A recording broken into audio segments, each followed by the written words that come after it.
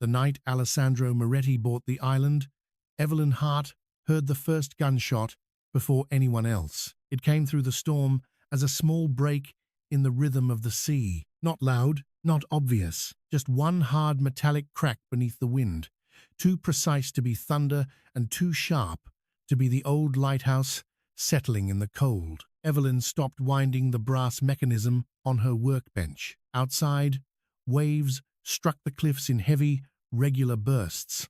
Rain lashed the curved windows. The great lamp above her groaned as the tower turned through darkness, sending one white blade over the black water every 12 seconds. Then she heard it again, a gunshot, closer. Her fingers tightened around the key in her hand. The island of Street Orla had been empty for 6 years, except for Evelyn, a colony of seabirds, and the ghosts people in the nearest village pretended not to believe in. No ferries came after sunset, no fishermen sailed near the eastern cliffs when the weather turned, but engines were moving through the harbour below, more than one, heavy ones. Evelyn crossed the workshop without reaching for her cane.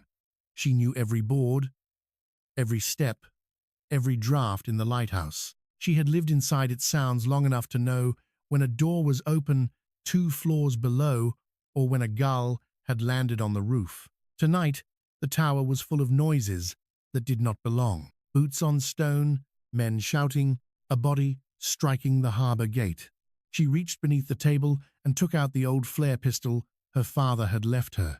It was useless against men with real weapons. Still, holding it gave her hands something to do besides shake. The workshop door opened. Evelyn raised the pistol. A man's voice entered first. Put it down.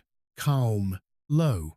Not breathless from the climb. The voice of someone who had never once expected danger to interrupt him. Evelyn aimed toward it. Take one more step, and I'll fire. A pause. Then the man said, You have 1 flare. There are 9 armed men outside, and 3 more coming up the stairs. I only need 1 for you. Something changed in the silence. Not fear. Interest. Evelyn Hart, he said. The use of her full name froze her more effectively than a threat. She had never heard his voice before. She would have remembered. Who are you? Alessandro Moretti. Even alone on a Scottish island, Evelyn knew that name. Moretti hotels stood in Rome, Paris, Monaco, and New York. Moretti shipping controlled ports, politicians publicly praised and privately feared. Newspapers called Alessandro a private investor. Men who arrived from mainland Europe after dark called him something else. The Don, the man who settled wars before governments realized they had begun. Evelyn kept the pistol raised. Why are you in my lighthouse? I own it. A laugh escaped her, sharp with disbelief. No one owns this lighthouse. I bought the island at 4 this afternoon. Her heart gave one hard beat. The island wasn't for sale. It was after I made the offer. Rain struck the windows. Below, a man screamed once and went silent. Evelyn's stomach tightened. You bought my home. Yes. To remove me? No. Then why? Alessandro did not answer. That silence frightened her more than the gunshots. She heard him move closer. 1 measured step. Expensive leather over old floorboards. No hesitation, no wasted sound. Evelyn fired. The flare passed close enough to make the air between them hiss. It struck the stone wall and erupted red, filling the workshop with heat and smoke. Alessandro moved through it. 1 second the pistol was in her hand. The next, his fingers were around her wrist, turning the barrel away. He did not hurt her, but the strength in his grip made it clear that he could. Evelyn fought him. He caught her other wrist. Stop. Let go. Listen. I've been listening since before you arrived. Then listen now. His body stood close enough that she could feel the cold rain on his coat and the controlled rise of his breathing. He smelled of cedar, salt, and smoke. Below them, engines approached from the north. Alessandro's head turned slightly. You heard the first boat, he said. So did you. No. My men saw it on radar. His grip loosened, but he did not release her. You heard the engine through the storm from 3 miles away. Evelyn went still. Most people treated her blindness as an absence. They spoke louder, moved her belongings without permission, or praised ordinary things as if she had performed miracles. Alessandro sounded neither impressed nor pitying. He sounded as if he had just confirmed a fact he had already suspected.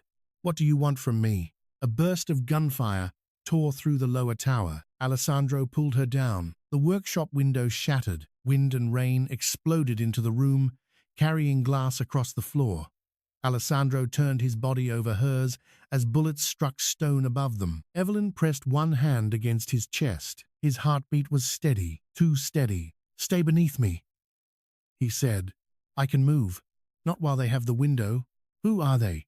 "The reason I bought the island." Another shot struck the metal lamp housing above. The lighthouse beam stopped turning. Darkness swallowed the sea. Alessandro lifted his head. Damn it. It was the first crack she heard in his composure. He reached for the radio beneath his coat. "Marco, secure the harbor. Nobody reaches the upper stairs." Static answered, then a voice. "Two boats on the eastern side." They knew the old tunnel. Alessandro became completely still. Evelyn felt it through the hand, still against his chest. "What tunnel?" she asked. He ignored her. "Burn the harbor plans," he ordered into the radio. "All copies, boss." "The routes, burn them." Evelyn pushed against him. "What old tunnel?" His hand closed around the back of her neck, not painfully, but firmly enough to keep her low. "Not now. This is my home. That is exactly why you know nothing about what is beneath it." He pulled her upright and guided her toward the stairs. Evelyn resisted. "My clocks. Leave them." "No, Evelyn. They are my work. They are replaceable." "Not to me." The words stopped him. For one breath, they stood in the ruined workshop while wind drove rain through the broken glass. Then Alessandro released her arm. He crossed the room, swept the 6 unfinished maritime clocks from the workbench into a canvas storage case, and returned. "You have 30 seconds, he said. Evelyn stared in the direction of his voice. "You went back for them. Do not make me regret it." He took her hand and placed it on his forearm. The gesture was so unexpected, she almost pulled away. "I don't need to be led." "No. But the glass is everywhere, and you're barefoot." She had not noticed. She hated that he had. Alessandro led her down the spiral staircase while gunfire echoed through the tower. He described nothing unless necessary. 3 steps, broken rail, turn left.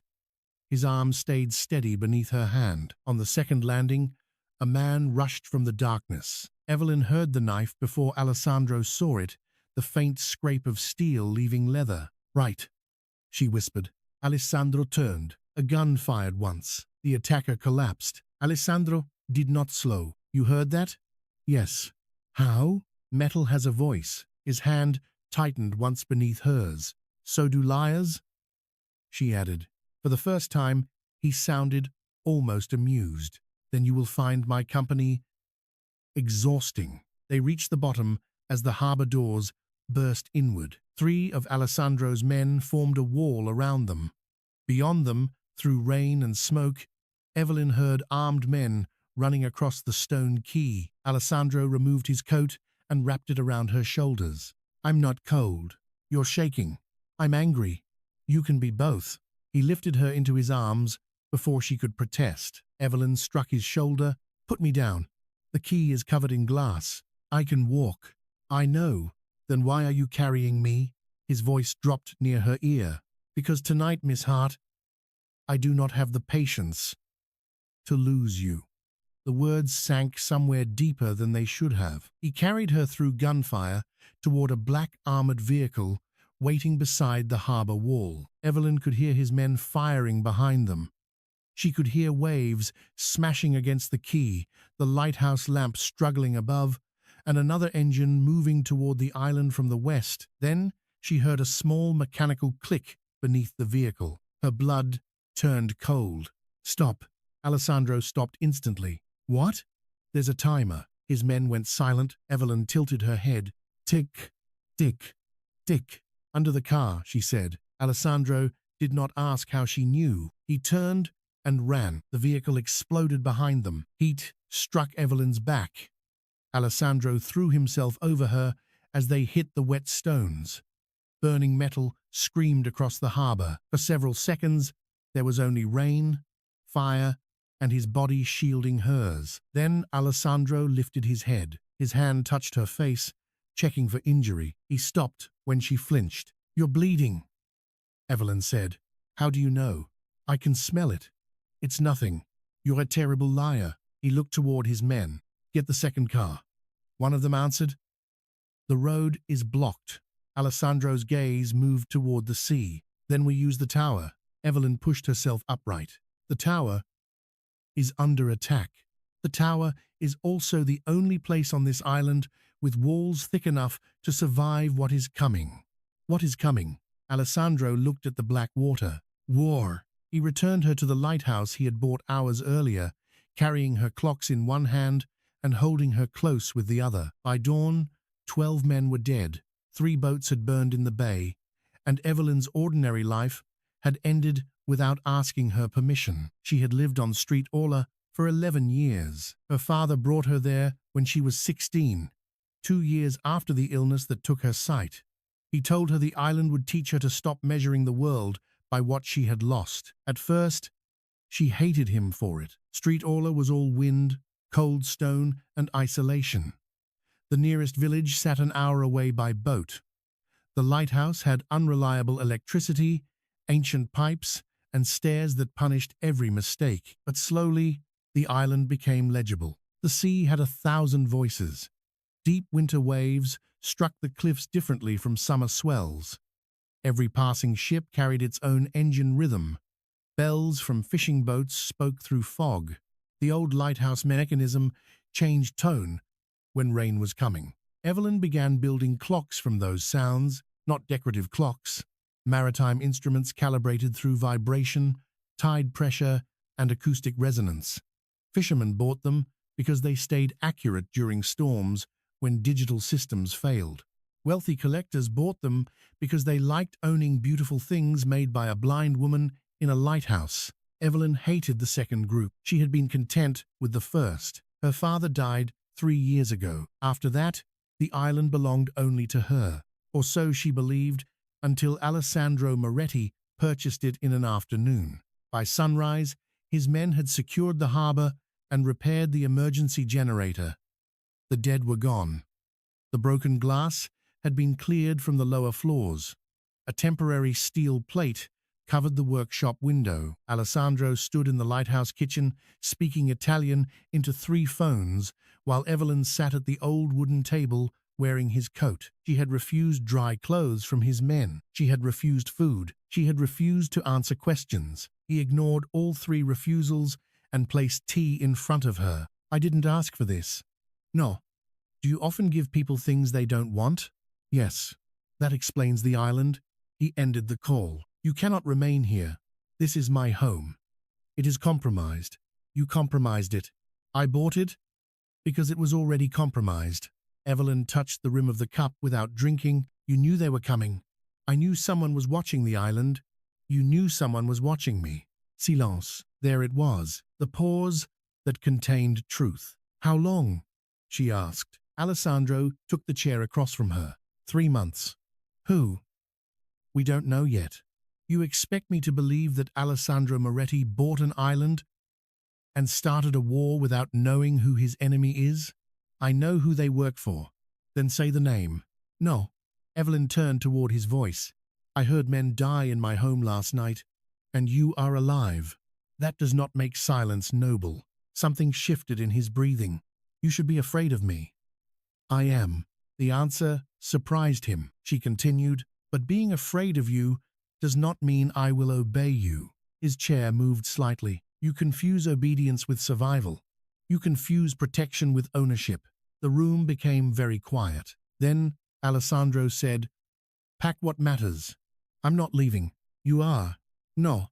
His voice lowered. "Do not test me." Evelyn stood. "Do not threaten me in my own kitchen." One of his guards near the door shifted uneasily. Alessandro said nothing for a long moment. Then, unexpectedly, he dismissed the men. When they were alone, He walked around the table. Evelyn heard him stop within arm's reach. "I'm not asking because I enjoy control," he said. "You enjoy it very much." Yes. The honesty irritated her more. "But not this time." "Why this time?" His hand lifted. She felt the movement of air near her cheek. Then it stopped before touching her. "Because they came through a tunnel only 6 people knew existed," he said. "Your father was one of them." Evelyn's anger went still. "My father?" "Daniel Hart was not only a lighthouse keeper. I know. He served in the Coast Guard." "No." Alessandro's voice hardened with something that sounded almost like regret. "He transported people for my family." Evelyn laughed once. "You're lying. He moved witnesses, defectors, children, and women who needed to disappear before rival families found them. Street Orla was part of an escape network running from Northern Europe to the Mediterranean. My father hated criminals. He hated men who preyed on the helpless." "That includes you." "Yes." The agreement took the air from her. Alessandro continued. "Your father helped me when I was 19. My uncle tried to kill me after my father died.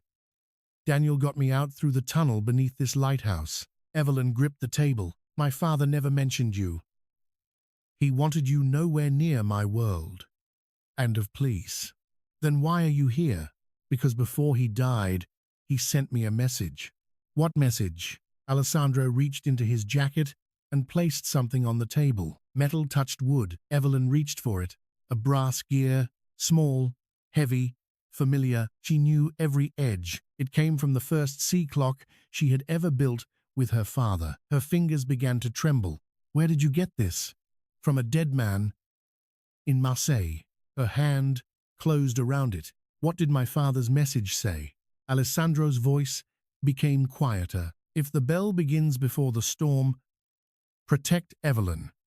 She is the last key." Evelyn stared into darkness. "The last key to what?" "That is what Viktor Sokolov came to find." She knew that name too. Everyone in Europe's criminal world did. Viktor Sokolov controlled shipping routes from the Baltic to North Africa. He trafficked weapons, stolen art, and people. Governments failed to convict him because witnesses disappeared before trials began. "What does he want with me?" "Your hearing." Evelyn's fingers tightened around the gear. "That makes no sense." "It will." Alessandro walked toward the door. "Puck, where are we going?" "A house on the mainland." "I'm staying here." He turned back. "You heard the bomb beneath the car before 12 trained men did. Sokolov knows what you can do. If you remain here, he will return with more than boats. And if I go with you, he will follow. That sounds safe." "No," Alessandro said. "It sounds useful." Evelyn's face hardened. "So, I'm bait." "No. A key, bait, responsibility. You have many words for prisoner."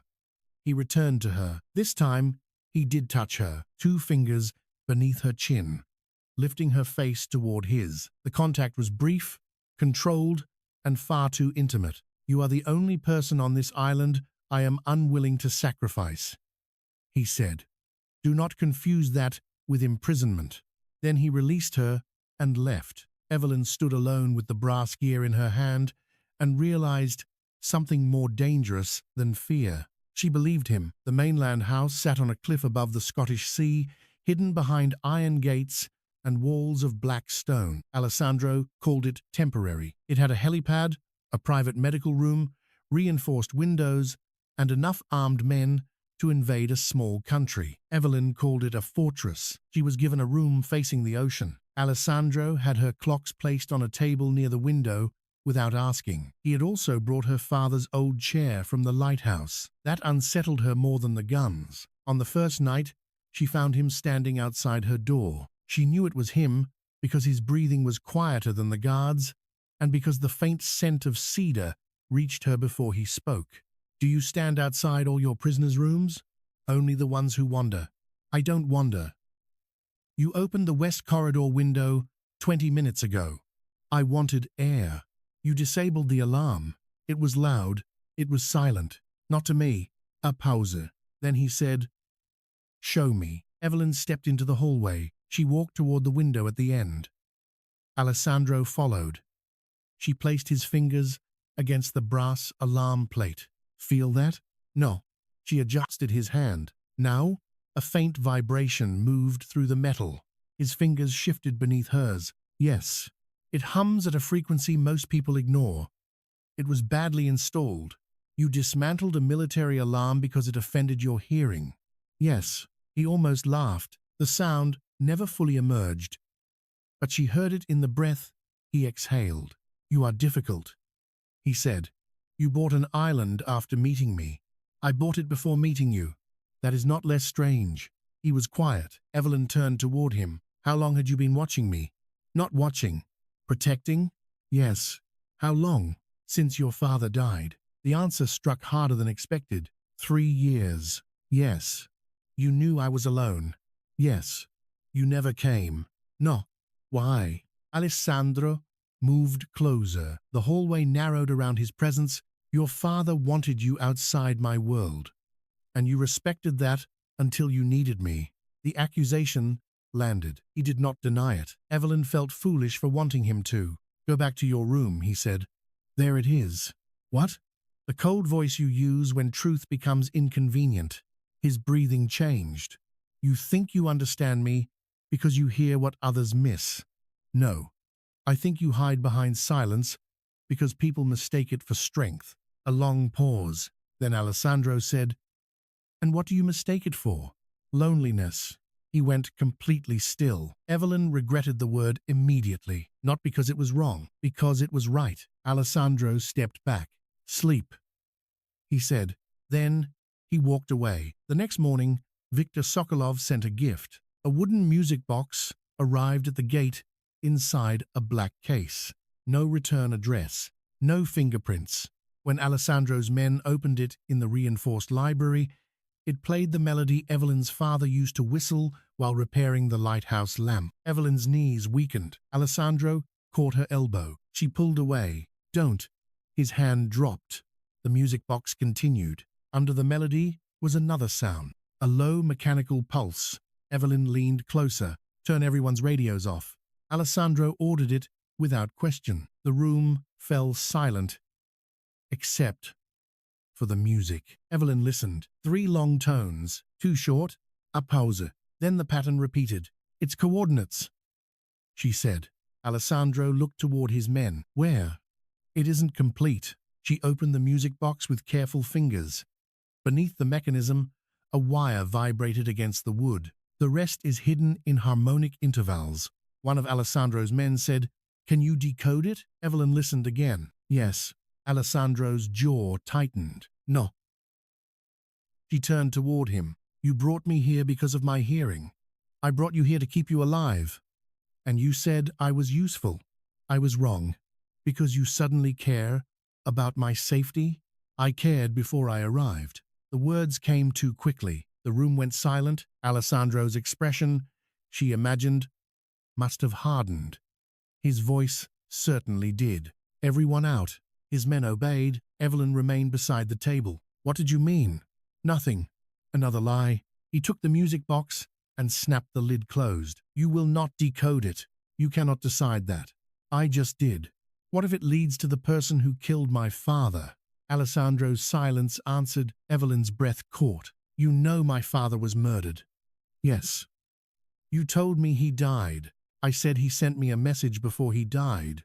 Who killed him? We don't know. You know enough to lie. He stepped closer. Sokolov's men poisoned him. The floor seemed to tilt. Evelyn gripped the table.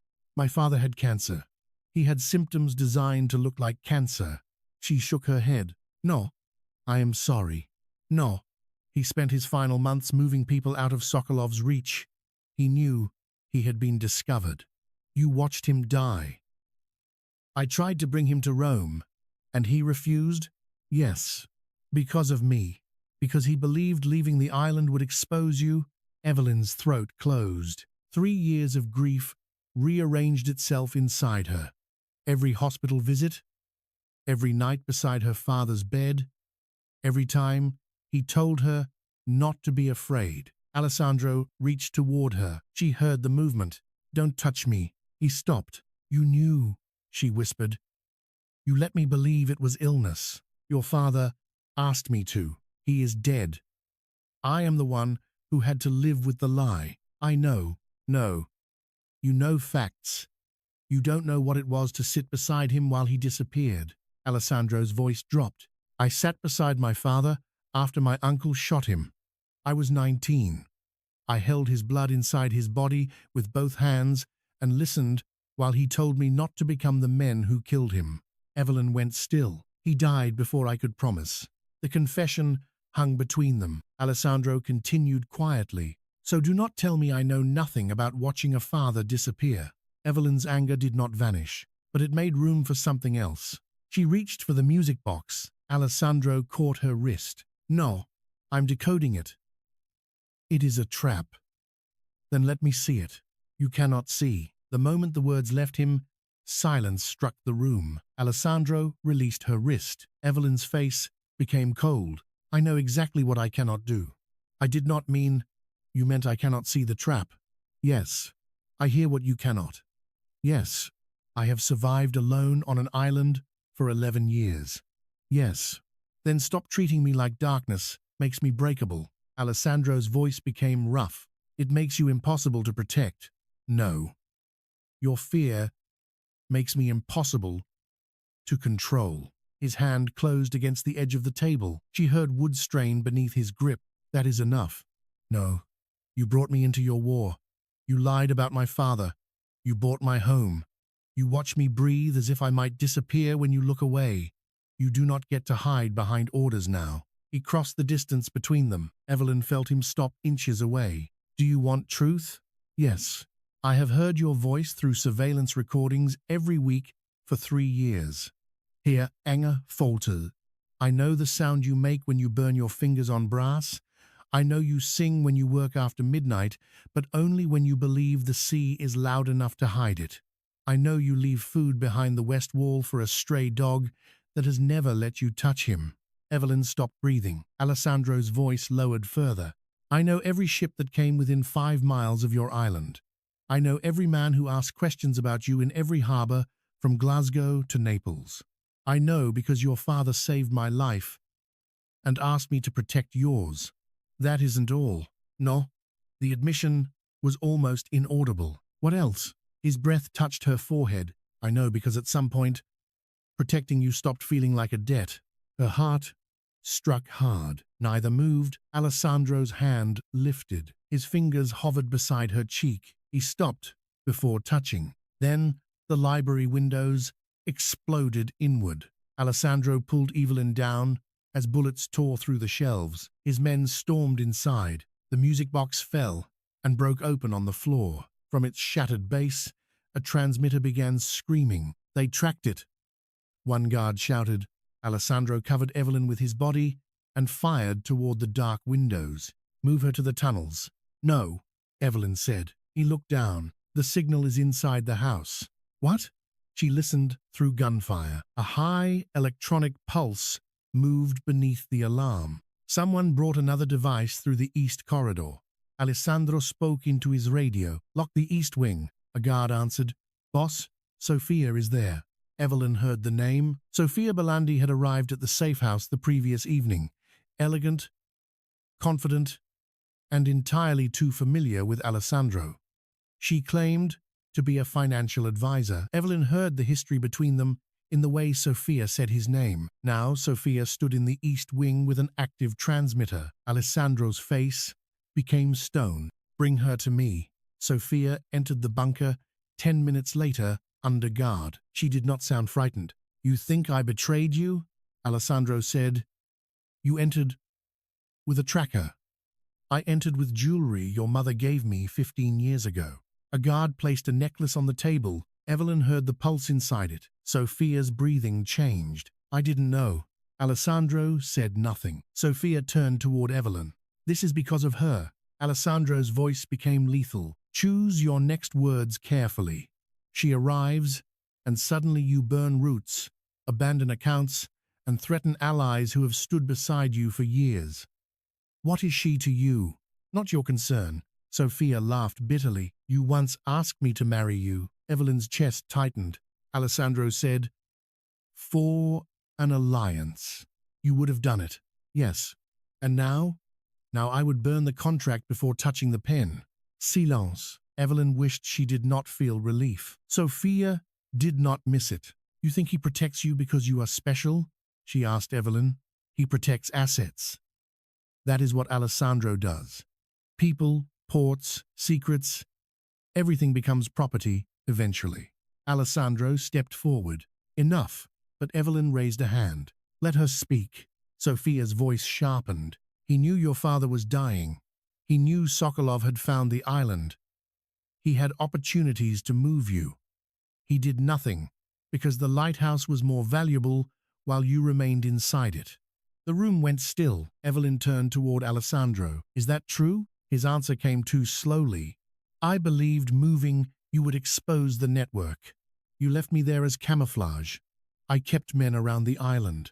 You used me. I protected you. While using me, yes. The word destroyed something fragile between them. Evelyn nodded once. Thank you for the truth. Then she walked out. Alessandro did not stop her. That hurt more than if he had. Evelyn spent the night in the small stone chapel behind the safe house. Rain moved over the roof. Wind pressed through the old window frames.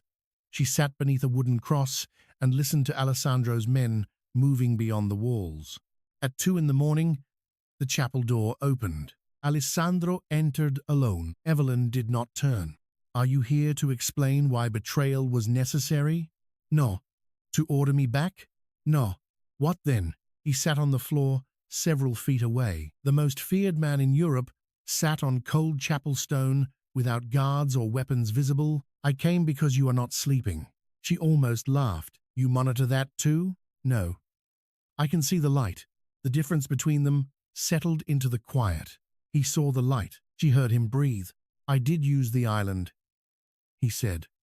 I told myself it was the safest strategy. It was convenient. Yes. For your empire. Yes. And when did that change? The first night I heard you speak. Evelyn's pulse betrayed her. That sounds rehearsed. It is not. Then say something uglier. Alessandro was silent. When he spoke, his voice was stripped of authority. I resented you. She turned toward him. Why? Because your father spoke about you as if you were proof the world still contained something untouched by men like me. Evelyn listened. I resented that he loved you enough to refuse me. I resented that I had to protect a woman I could never approach. And then I heard you repairing the lighthouse mechanism during a storm. You were cursing at a gear. You burned your hand and laughed. He exhaled slowly. I had forgotten people could laugh alone. Something in her chest tightened. I began waiting for the recordings. You listened to me without permission. Yes, that was wrong. Yes. You let me remain in danger. Yes. That was worse. Yes. She hated that he did not defend himself. What do you want from me? Nothing you do not choose. That is new. I am trying. She turned back toward the rain. Sokolov sent coordinates. Yes. They lead somewhere beneath Street Orla. Yes. You know that. I suspected. My father called me the last key. Yes. And you still will not tell me what that means. Alessandro's silence stretched. Then he said, the old lighthouse bell system was built over a tidal chamber. Your father modified it. Certain sound frequencies opened the stone locks below. Evelyn understood. Her father had spent years teaching her to distinguish tones in the bell, waves, and clockwork, not only to help her live without sight, to prepare her what is inside the chamber. A ledger containing every protected route, identity, and witness. Your father moved through Europe. If Sokolov gets it, he can find hundreds of people. Evelyn stood. We go back. No. You said no more choices made for me. I said nothing you do not choose. I did not promise to stop opposing terrible decisions. I'm going. Sokolov wants you there, and he will keep coming until I open it. Yes. Then we end it. Alessandro stood too. You do not understand what he will do. I understand he killed my father. He will use your hearing until the chamber opens, then kill you. Then keep me alive." The words changed the air. Alessandro stepped closer. "You trust me?" "No." The answer struck him. Evelyn continued, "But I trust the man who went back for 6 unfinished clocks while armed men climbed the stairs." His breath left him slowly. "That man is not safer than the rest of me. I didn't ask for safe." "What are you asking for?"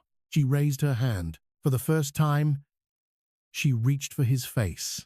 Her fingers found the hard line of his jaw, the roughness of a healing cut, the tension in his cheek. Alessandro became perfectly still beneath her touch. "I'm asking you not to lie again." His eyes closed. She felt it in the slight movement beneath her fingertips. "I will fail at many things," he said. "Not that one." A long pause. Then he said, "Not that one." They returned to Street Orla beneath a moonless sky. Alessandro brought 30 men, 3 armored boats, and enough explosives to destroy the tunnels if necessary. Evelyn brought the broken music box and the brass gear. The island sounded wounded. The lighthouse mechanism still dragged where bullets damaged the housing. Waves struck debris in the harbor. Burned metal shifted in the tide. Alessandro walked beside her through the lower tower. He did not take her arm until she reached for his. The change was small. It mattered. They found the entrance to the tidal chamber beneath the old kitchen floor. Evelyn had crossed that floor every day for 11 years. She never knew a door lay beneath it. The stairs descended into rock. At the bottom, seawater breathed through narrow openings in the cliff.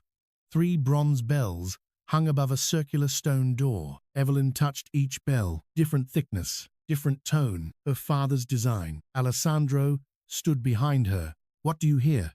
"A sequence." She struck the first bell lightly. The sound rolled through the chamber.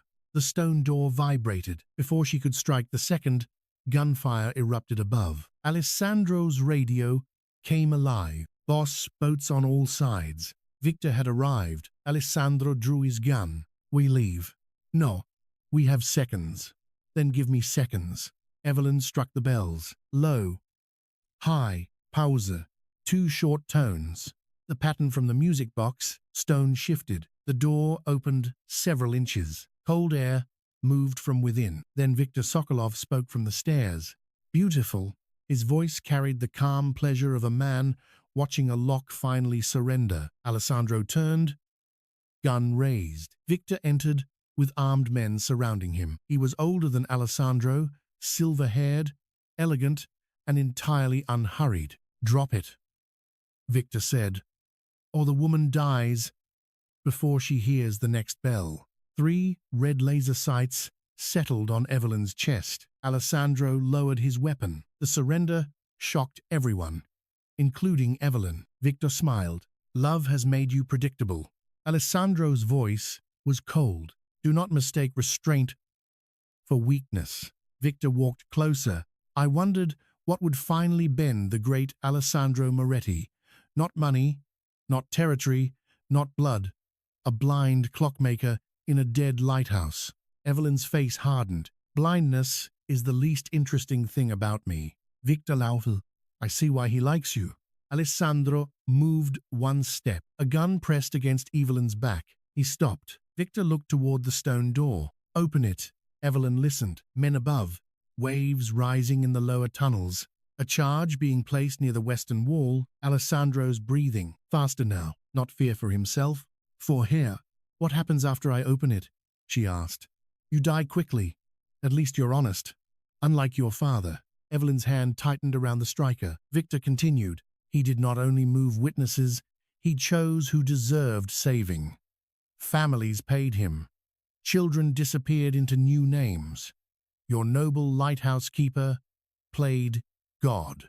You poisoned him." "Yes." Alessandro's control broke. He lunged. Gunfire filled the chamber. Evelyn dropped. Alessandro reached her before she struck stone, pulling her behind the bronze bells. A bullet tore through his side. She felt the impact through his body. "Alessandro, I'm fine. You're bleeding. Open the chamber." "You said, trust me." Above the gunfire, she heard it. A second rhythm beneath the waves. Alessandro's explosive, placed in the western tunnel. He wanted the chamber opened so the blast pressure would move inward instead of collapsing the lighthouse. Evelyn understood. She struck the bells. 1, 2, 3. The stone door opened. Victor's men rushed forward. Inside the chamber were no stacks of paper, no names, no maps, only hundreds of metal cylinders lining the walls and one old recording machine in the center. Evelyn heard it start. Her father's voice filled the chamber. "If you are hearing this, then Victor Sokolov has found my daughter, Victor Froze." The recording continued. "And if he has found Evelyn, every file in this room has already been transmitted to the European Task Force, Interpol, and the families of every witness he murdered." Victor screamed. The cylinders began spinning. "Not files, transmitters." Alessandro smiled through blood. "Your empire ended the moment she opened the door." Victor Evelyn. Alessandro stepped in front of her. The shot struck his shoulder. He staggered. Evelyn caught him. Victor fired again. The western tunnel exploded. Water tore through the chamber. Men were thrown from their feet. Bells swung violently overhead. Stone cracked. The tide surged inward like a living thing. Alessandro wrapped both arms around Evelyn and turned his back to the blast. They hit the floor. Water rose around them. Victor disappeared beneath falling stone. Evelyn heard Alessandro's breathing turn wet. "Stay with me. I am here." "You're injured." "Yes." "How badly?" He did not answer. The chamber continued filling. Evelyn felt along the floor. The old drainage channel ran beneath the eastern wall. Her father had taught her the sound of water escaping through narrow stone. "There's another passage." Alessandro tried to stand and failed. She pulled his arm over her shoulders. "You cannot carry me." "Then walk." "Evelyn, you bought an island, you burned roots, you started a war. You can manage 20 feet. His laugh became a pained breath. Together, they moved through rising black water. Behind them, men shouted and stone collapsed. Evelyn followed the sound of the drainage channel until her fingers found an iron ring. She pulled. Nothing. Alessandro reached beside her. Together, they opened the grate. Cold, sea air rushed in. The passage beyond was barely wide enough. "You first," he said. "No. Do not argue now. You cannot follow if you lose consciousness." He touched her face with a blood-wet hand. "If I do not follow, keep moving." "No, Evelyn, no." His voice broke, not loudly, not dramatically, but she heard it. "I cannot watch you die." She pressed her forehead against his. "Then don't." For one suspended second, the war disappeared. There was only cold water, darkness, and a man who had spent his life commanding everything, finally admitting fear. Evelyn took his hand. "We go together." They entered the passage. It climbed toward the cliffs, narrow and flooded. Alessandro's weight grew heavier against her. Twice he slipped. Twice she dragged him upright. At the final iron door, she heard the sea directly outside, and boats. Victor's surviving men waited beyond. Alessandro could barely stand. He pressed his gun into her hand. "I cannot aim for you," she said. "You don't need to." He guided her wrist. "Listen for the engines." Evelyn heard 3 boats, one close, 2 farther east. She also heard the lighthouse fog bell above, swinging wildly in the storm. The rope ran through the passage wall. She understood. "Can you shoot the chain above the door?" "Yes." "When I say," Evelyn opened the iron door. Wind and rain exploded inside. Armed men shouted. She listened to the fog bell's rhythm. Left, right, left. Now, Alessandro fired. The chain broke. The massive bell crashed onto the cliff path between them and the gunman, crushing stone and blocking the passage. Evelyn pulled Alessandro into the storm. The lighthouse tower rose above them, beam turning again through rain. His men reached them from the harbor. Alessandro collapsed only after Evelyn was safely inside the armored boat. Even unconscious, his hand remained closed around hers. He woke 2 days later in a private hospital in Edinburgh. Evelyn sat beside the bed, listening to rain touch the window. His first word was her name. "I'm here." His fingers moved across the blanket, until she placed her hand in his. You stayed. You sound surprised. I expected you to leave. I considered it. His hand tightened. What stopped you? You still own my island. I will return it. That isn't what stopped me. Silence. Evelyn continued. My father's recording included one more message. Alessandro went still. What did he say? That he trusted you to keep me alive, but not to teach me how to live. A faint breath escaped Alessandro. That sounds like Daniel. He said that part was my responsibility, as it should be.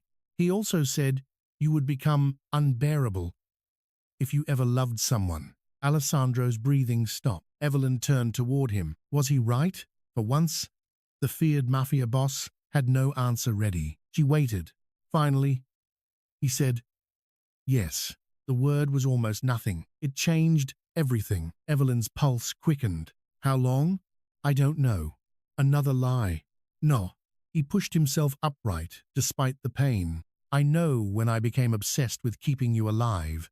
I know when your voice became the first thing I searched for in every room. I know when the thought of another man touching you began to feel like violence. His hand closed around hers, but love arrived without permission. I cannot give you a date. Evelyn smiled faintly. That may be the most honest thing you have ever said.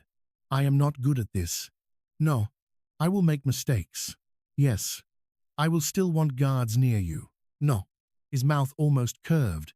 Negotiable. Very. He lifted her hand to his lips. Stopped. Waited. Evelyn turned her palm and touched his mouth herself. Permission. His breath warmed her skin. I do not need you to save me from darkness, she said. I know. I need you to tell me where the walls are. I can do that. And when I decide to climb them, I will stand below. Not stop me. His thumb moved across her wrist. I will want to, but I will stand below. That was enough. Months later, Street Orla changed. The island no longer belonged to Alessandro. He returned the title to Evelyn, then purchased the neighboring cliffs instead because, as he explained, men still required somewhere to place security. Evelyn told him that was control wearing a polite coat. He agreed. The lighthouse became part workshop, part sanctuary. The old escape network was rebuilt not for mafia families, but through legal organizations, moving endangered witnesses and trafficked women to safety. Alessandro used the empire he had nearly destroyed to fund it. He never called the work redemption. Evelyn did not either. Some debts could not be erased, only redirected. She rebuilt the 6 clocks damaged during the first attack. The 7th she made for Alessandro. It was black brass and silver, with no glass face and no visible numbers. It measured time through vibration. When he placed his fingers on it, he could feel each passing second instead of seeing it. What is this? He asked. A reminder. Of what? That not everything real needs to be seen. He looked at her for a long moment. Then he placed the clock on the desk beside his bed. Not in a vault, not behind glass. Beside him, the final storm of winter arrived in March. Wind battered the tower. Waves rose high against the cliffs. Evelyn climbed to the lighthouse balcony after midnight, one hand on the cold rail. Alessandro found her there. He always did, but now he did not approach silently. He tapped twice against the metal door before stepping outside, a habit he had learned because she hated being surprised. You should be inside, he said. So should you. I own a coat. I own stubbornness. You own the island. Yes. He came to stand beside her. Not in front, not behind, beside. The lighthouse beam moved over the sea. Far below, ships followed safe routes through darkness. Evelyn tilted her face toward the rain. What color is the storm? Alessandro looked out. Black near the horizon. Silver, where the light touches it. And the sea? Almost blue. Almost? Nothing is entirely one thing tonight. She smiled. That sounds like you. He did not deny it. For a while, they listened together. The bell, the waves, the wind through the iron rail. Then Alessandro took her hand. Not to guide, not to pull, simply to hold. Evelyn. Yes, I have been thinking about your father's message. That is dangerous. He called you the last key. He did. He was wrong. She turned toward him. Why?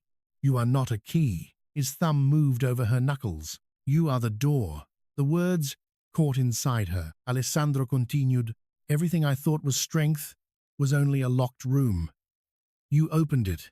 Evelyn lifted her free hand and found his face. The sharp jaw, the scar near his temple, the mouth that had given orders capable of moving armies and apologies that cost him more. She traced him slowly. The first time she touched his face, she had been searching for a liar. Now she was learning the man. I still don't know what you look like, she whispered. His hand covered hers. Yes, but I know when you're afraid. His breath changed. I know when you're angry. Yes, I know when you lie. Usually. And I know what your face does before you almost smile. This time, he did. She felt it beneath her fingers. Small, rare, entirely hers. Alessandro bent his forehead to hers. Is that enough? Evelyn listened to the storm, the lighthouse, and the heart of the most feared man in Europe beating faster because she stood close. No, she said. His body went still. Then she smiled. But it is a beginning. She kissed him beneath the turning light, not because he had bought an island, not because he had protected her, not because he had bled for her beneath the sea. She kissed him because he had finally learned that love was not a fortress built around someone. It was a door left open. The storm moved east before dawn. When the rain softened, Evelyn and Alessandro remained on the balcony, their hands linked over the iron rail. The sea below was still dangerous. The world beyond the island was still full of men who wanted roots, power, and blood. Alessandro Moretti was still feared. He was still capable of terrible things. But beside Evelyn Hart, beneath the beam of the lighthouse her father had left behind, he was learning something no empire had ever taught him. How to stand in darkness without controlling it. How to protect without possessing. How to love someone he could not command. Far out at sea, a ship's bell rang once. Evelyn tilted her head. Alessandro looked toward the horizon. What do you hear? He asked. She smiled into the cold wind. Someone coming home.